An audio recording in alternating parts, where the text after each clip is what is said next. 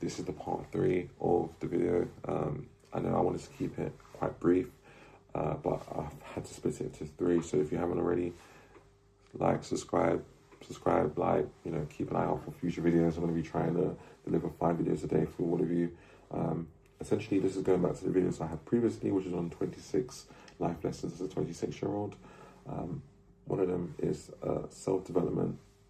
It's a full-time job, right? Honestly, the lessons you'll learn, the lessons you'll kind of be taught working a job, I don't think you can learn those solely not working at all. Sometimes you can carry these lessons into starting a business, entrepreneurship. You know, some of these massive corporations you see today where people are working, they've got their employees.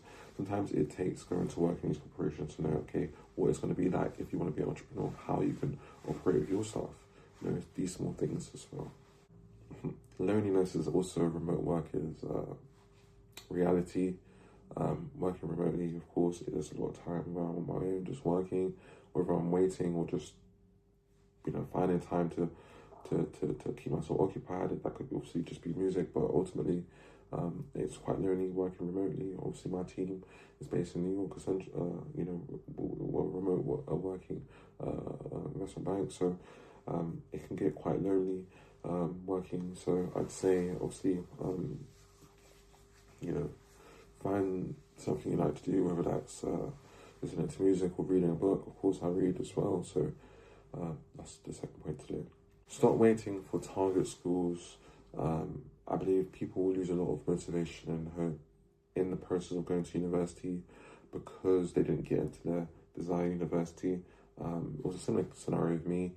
I mean, I applied for King's at the time, Queen Mary's at the time.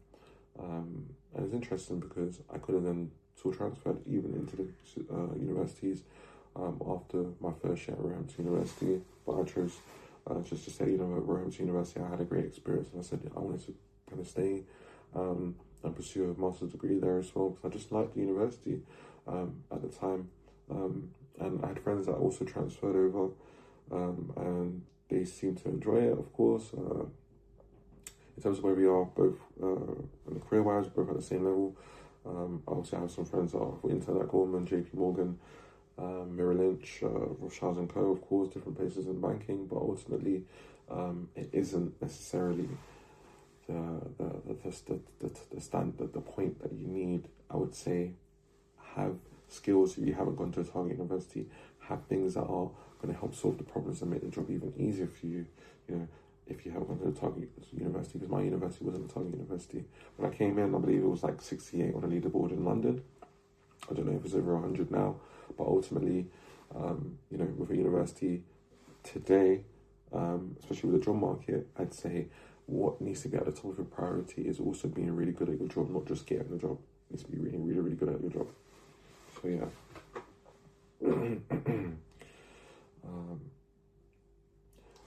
At 26, I'm just getting started. Now, I'm going to leave, this is going to be the last point I'm going to make. As somebody that is a Master's of Business Administration graduate, I'm doing an internship in investment banking, and I'm also opening trades of a long career. I would say, you know, you need to be open-minded in terms of the lessons you want to learn, how that can help you in your career. Being a Master's of Business Administration graduate, I've learned that sometimes you need to be more willing to kind of understand and learn and learn different trades as well as just finance.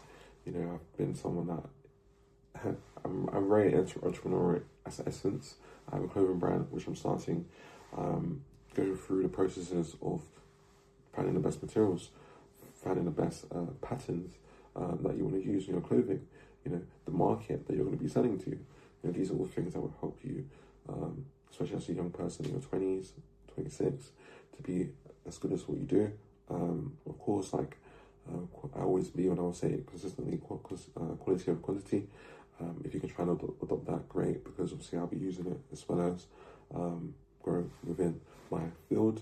If you know me, quality over quantity, amazing. But yeah, it was a short video, just the end of the 26 life lessons videos. So this is probably the third video of the day. I'm going to try and get this out shortly afterwards. So I want to say thank you for watching, everybody.